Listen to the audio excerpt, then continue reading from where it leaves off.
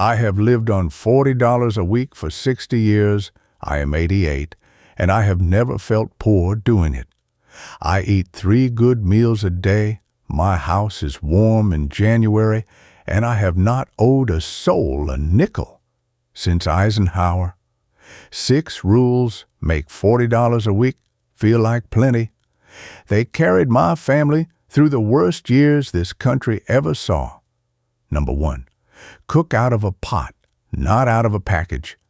Every dollar you hand over for something already made is a dollar you paid a stranger to do what your own 2 hands can do in 20 minutes. A bag of dried beans is $1.50, and it feeds a man all week. A canister of oats is $3, and it is a month of breakfasts. A sack of rice, a sack of flour, a tin of salt. That is the whole foundation, and it costs less than 1 night of the food you have delivered to your door. There was a pot on the back of our stove near every day of the Depression, and out of that pot came supper for 7. The package is where your money goes to die. The pot is where it stays alive. Number 2, never let a scrap of food die on you. This is the rule that separates the folks who make it from the folks who don't. When I roast a chicken, that carcass goes back in a pot with an onion, and it becomes 3 days of soup. The stale heel of the bread becomes the dumpling. The bacon grease goes in a can by the stove, and it fries tomorrow's potatoes. There was a saying in our house, "You do not throw food in the slop bucket that a hungry man would thank you for."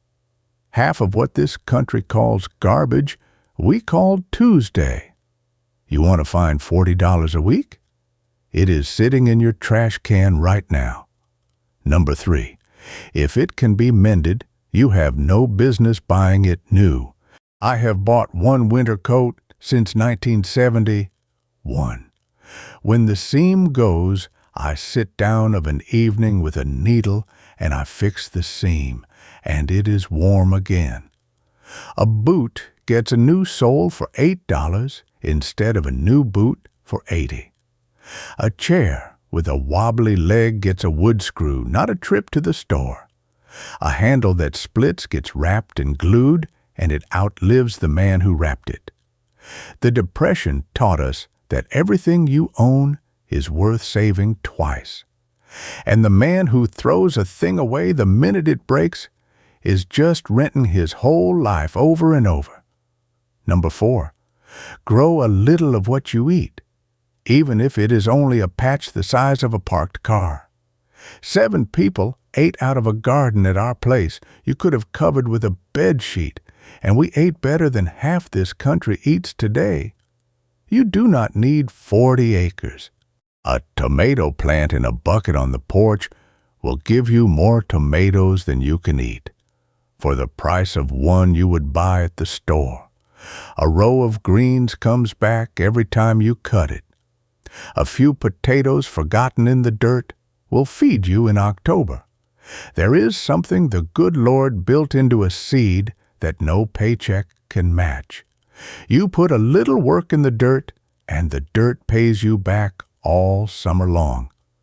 Number 5, let the sun and a good blanket do the work your thermostat wants to do. I heat my whole house in the winter for next to nothing, and I have told you before how. You close the doors on the rooms you are not in. You open the curtains when the sun is up and shut them the minute it goes down. You put on a sweater before you touch that dial. In the summer, it is the same thing backwards, shut against the heat by day and thrown open at night. My power bill would make a young family weep with relief. The utility company is counting on you being too comfortable to think. Be a little uncomfortable for 10 minutes and keep the money. Number 6, and this is the one that set me free. Never, ever pay a man interest. If I cannot buy it with the cash in my pocket, then I have decided I cannot afford it, and that decision has never once been wrong. I have never had a car payment. I have never carried a balance. The Depression showed my father what debt does to a man. It takes the thing you bought, and it takes your peace of mind on top of it, and it charges you rent on your own worry. A fellow will hand you a card and call it freedom. I have watched that freedom eat families alive a little every month for years at a stretch until there was nothing left to eat. The freedom is in owing nobody. If you want to try it, do not try all 6 at once. Take the first 2 for 1 month. Cook out of the pot and waste nothing that comes out of it. Keep the receipts in a jar on the counter and count them at the end of the month. Most folks find the money before the month is out, and once you have seen it with your own eyes, the other 4 rules stop sounding like hardship and start sounding like sense. Now here is the part I really want you to hear, because it matters more than all 6 put together. $40 a week was never really about the $40. It was about knowing, deep in my bones, that I could take care of myself and mine no matter what the world threw at us. When the hard times came, and they always come, the man who needs $200 a week to feel safe is afraid every single day. The man who can live on 40 is not afraid of anything. That is not poverty. That is the richest thing I own.